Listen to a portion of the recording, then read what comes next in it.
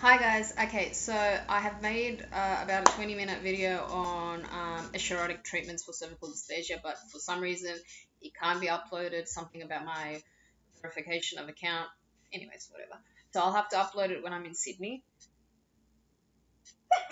Excuse me. Okay, so I just wanted to um, give you a quick rundown on what Escharotics is and how it works and the hopeful outcome for every woman that has cervical dysplasia, which is abnormal cells in the cervix, or HPV. So there's several people in the States, no, naturopaths, naturopathic doctors that do it, and I went to a chiropractor that actually does it in Chicago. Why I went to him will be in the longer video. I can't really spend too much time explaining on this one. But this is what I wanted to put out there, and I think it's really, really important. So for women who do have HPV and cervical dysplasia, there is an alternative treatment. I am currently going on to my 9th treatment.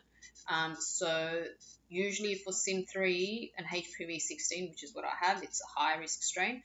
About 10.4 is the average of what women would need. Just depends, immunity, age, stress, lots of things. So at this stage, I already think that I've probably gotten rid of it, but we're just doing the next two just for precautionary measures. So because clearly I live in Sydney and the Escharotic treatments are here in the States. So there's several people that do it. Like I said, naturopathic doctors are trained to do it in the States, in Canada as well.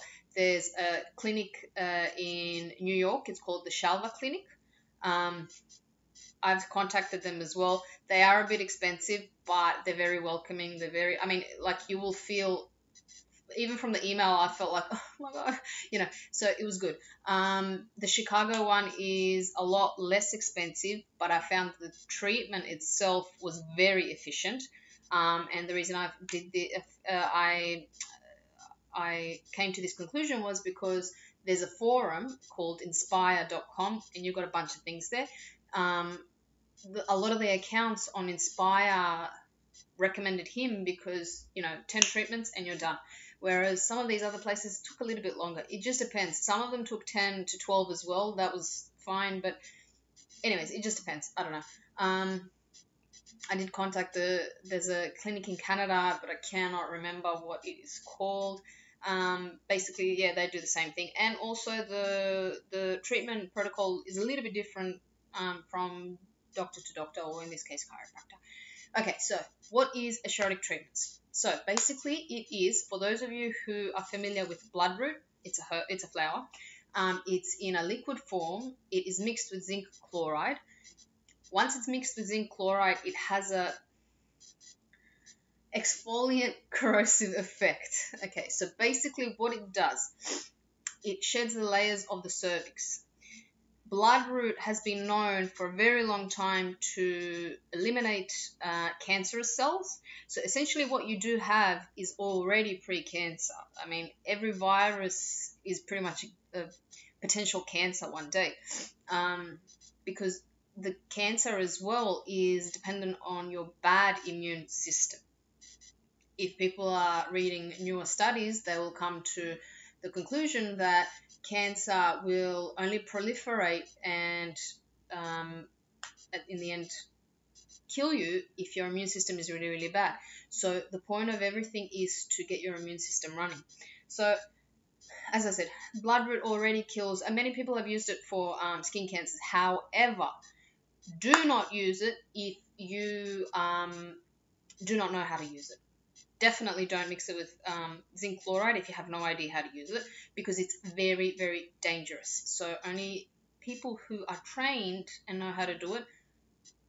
I mean, I'm just saying this, you don't want to do damage to yourself. You guys can read on the internet everything about the damages that have been done. However, in saying so, there has been a published study on Escharotic treatments for cervical dysplasia. I'll put the link below this video. Okay, so yes, back onto the treatment. So zinc chloride, bloodroot, mix it together.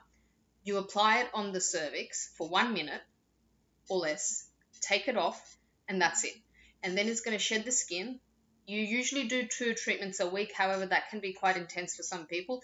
Much better to do it, space it out, because the more you let the cervix heal, the better you can see, the sooner you can see the improvement. Generally, will take about 10 to 12 treatments if you've got the most extreme case. It doesn't hurt. There's a little sensitivity, but it does not hurt. And again, I'll go into that in the longer video. Apparently in Australia, it hasn't been incorporated in the medical practice. It hasn't been incorporated here either in the States. But I find it surprising that naturopaths are allowed to administer this treatment, especially if it's successful. Comparing it to the risks associated with LEEP surgery, one would think, it might be very beneficial because it actually eliminates the HPV, or as doctors say, your HPV becomes dormant. Again, I'll get into that in the longer video. So essentially, this bloodroot, because it's a cancer killer, hence virus killer, what it does is, because your cervix is a little bit it's been attacked, let's say, by the bloodroot and zinc chloride, the immune system is called to the cervix to fix it, but at the same time, as it's shedding the layers, it's getting to the root of your problem, because HPV attacks the immature cells, so you've got to get down to the root, Anyways, at that point, as every time that you're attacking it with zinc chloride and bloodroot, it will notify the immune system. At some point, the immune system is going to recognize that there's a virus there, and it's going to attack it and get rid of it. And again, the body will heal itself. It's absolutely fine in terms of healing, because I've had that. I had a break. I had 5 treatments, and then I had a break of about a month and a half. No, sorry, not a month and a half. Month and a half. And then when I came back here again, I saw that it was literally healed. So in terms of healing, you'll definitely heal. That was one of my biggest worries. So I'm currently going on to my 9th treatment, and then the 10th one will be final. At this stage, I can definitely see an improvement, especially since I had that big break. My dysplasia was literally, it wasn't that big, but still, it went from, let's say, like that much to like that much, literally.